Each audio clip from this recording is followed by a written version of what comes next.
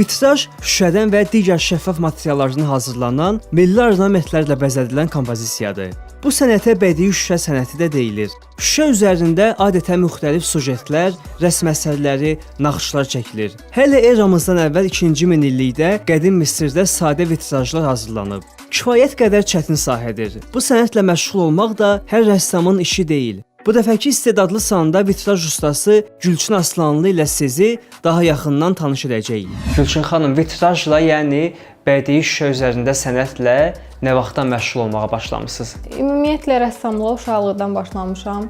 Demək olar ki, lap az yaşlarımdan həmişə məşğul olurdum, çox sevirdim. Rəssamlığa hədsiz marağım olubdu. Ancaq ailəm daha çox düzdür musiqiyə yönəlməyimi istəyirdi. Ancaq mən rəssamlığı daha çox sevirdim. Vitrajla demək olar ki, 5 ilə yaxındır məşğul oluram. Şəhərdə bir mağazada görmüşdüm, qarşıma çıxmışdı. Çox da belə deyək, gözəl işlənməmişdi, ancaq nə olduğu mənim üçün maraqlı gəldi ki, bu sənət nədir və maraqlandım.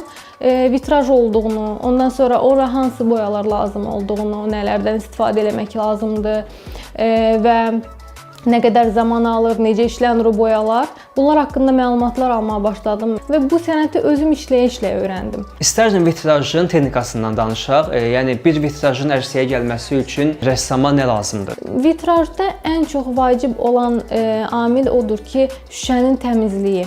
Şüşədə belə deyək, az da olsa xırda bir toz zərrəciyi belə düşsə, vitraj boyası elədir ki, su kimidir və orada belə deyək, xırda-xırda gözə az çarpan ləkələr saxlayır. Vitraj boyaları təbii ki, başqa boyalardan çox fərqlidir. Həm də ki, vitraj boyaları özünün o qədər ki xüsusiyyətləri var, ondan çox incə rəftar eləmək lazımdır. Deyək ki, 2 dəfə üst-üstə işləmək mümkün deyil. İlk bədii şüşə üzərində əsəriniz hansı olub? Vitraja başlayarkən ilk öncə düz şüşələr məsləhət görmüşəm. Hər zaman da elə insanlar olub maraqlanıblar vitraj necə olur. Düz şüşə üstündə öyrənmək daha asandır. Çünki vitraj boyaları o qədər sulu olur ki, sanki su damcıları axır şüşənin üzərində. Bilmirəm nədənsə ilk dəfə armudlu stəkanlar üzərində görmüşəm, ya nədəndir bilmirəm, ancaq armudlarda başladım. Əslində ən çətin olanından başladım, ancaq uğurlu da hardasa deyim ki, alınmışdı ilk iş üçün. Daha çox getdikcə naxışlara meyləndim, çünki o qədər ki incədirlər, insan ruhunu oxşayırlar. Bu baxımından ancaq qablarda ən çox sevdiyim armudlu stəkanlardır. O qədər ki incə formaları var. Mən bir müsahibəmdə də qeyd eləmişdim, sanki bir xanımı xatırladılar, incə xanımı.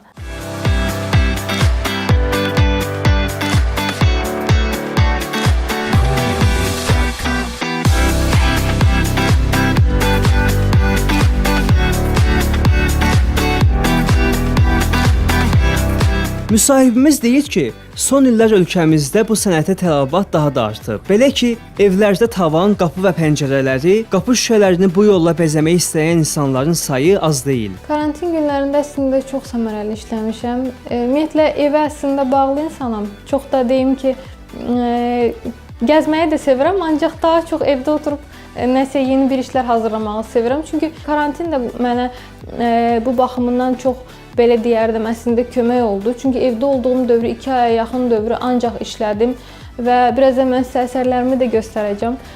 Çox işlərim oldu, yeni dizaynlar hazırladım. Bəs böyük həcmli əsərləri necə? Şüşə üzərində çəkmək asandıqmı? İşlədiyim ki, hansı ki əsərlər var idi. Əlbəttə ki, o əsərlərin çətinliyi daha böyükdür. Çünki orada daha böyük məsuliyyət var. Tanınmış rəssamların, sənətkarların əsərləridir. O əsərləri əgər şüşə üzərinə köçürdürəmsə, olduğu kimi birəbir köçürtməliyəm. Orada heç bir belə deyim düzəliş, özümdən hər hansı bir əlavələr olmamalıdır. Bu düzgün deyil. Bu baxımından elə bir işləri, əsərləri ümumiyyətlə işləmək daha çətindir. Ən çətin başa gələn və üzərində çox əmək sərf etdiyiniz vitrajınız hansı olub? Ən çətin başa gələn qablardan olubdu, ləpə qabı olubdu. Belə böyük, həm ölçücə böyük idi, həm də orada xırda qaşlardan istifadə eləmişdim. Təxminən bir həftəyə yaxın vaxtımı almışdı ki, şüşə üzərində işlərim var. İlk dəfə şüşə üzərində ümumiyyətlə tanınmış rəssamların əsərlərini şüşə üzərinə köçürtdüm. Bunu məndən öncə edən olmadı. Misal göstərə bilərəm. Toğrul Nərimanbəyovun Göyçay bağları əsəri var. O əsəri şüşə üzərinə köçürtmüşəm. Belə əsərlər daha çox zaman alır. Gülçin xanım, uğursuz alınan vitrajlarınız olubmu? Olub, bir işimdə olubdu, işi işləmişəm. Sonradan üzərinə qaşlar əlavə eləyəndə elə olub ki, kley üzərinə biraz çox dağılmışdı. İşim bir o qədər yaxşı alınmadı. Onu heç üzə də çıxartmadım sonradan. Məncə əhval-ruhiyyədən çox şey asılıdır.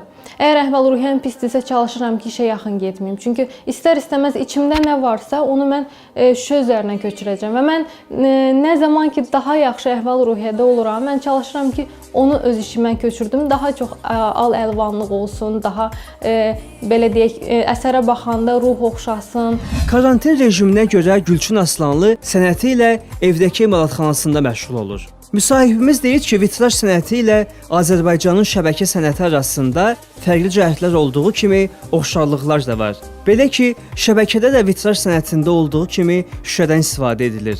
Amma fərqli cəhəti şəbəkə sənətində həm də taxtadan geniş istifadə olunmasıdır. Gülçin xanımın vitraj sənəti ilə bağlı ən böyük istəyi nədir? Vitraj sənəti ilə bağlı ən böyük arzum dünyada bir gün ən tanınmış vitraj rəssam olmaqdır. Təbii ki, hər bir rəssamın arzusudur ki, bir gün o həyatda olmasa belə tanınsın, dünyada belə deyək, ad qoyub getsin. Mən də onu arzulayıram. Ancaq ən böyük arzum odur ki, düzdür, vitraj üzrə rəssam kimi tanınmaq, ancaq yaşayarkən bunu görmək.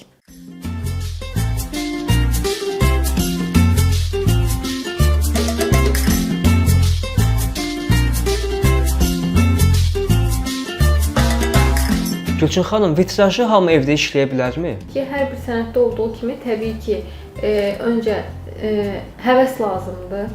Həvəsiniz olduqdan sonra əlbəttə ki, işləyə bilərsiniz. Bunlar tam hazır şəkildədir, qarşınızdakı əşyalar, yoxsa tamamlanmalıdır? Hələ ki, tam hazır deyil, sadəcə bunun kontur işlərini aparmışam. İcazənizlə olarmı ki, bunu mən bəzəyim üstünə? Əlbəttə olar.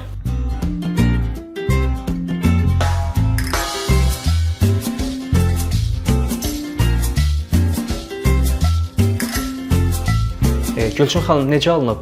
Məncə ilk iş üçün çox yaxşıdır. Buyurun, baxın. Çünki rənglərdə əsas odur ki, vitraj boyası belədir ki, istifadə elədikcə, vurduqca şüşəyə, onu gərək ki, bir hissəsinə çox boya düşməsin, bir hissəsinə boya çox düşdü. Bu hallar olmamalıdır. Vitraj sənəti nə qədər incəlik tələb edirsə, şüşədən hazırlanan əşyalar da insana bir o qədər də zövq verir.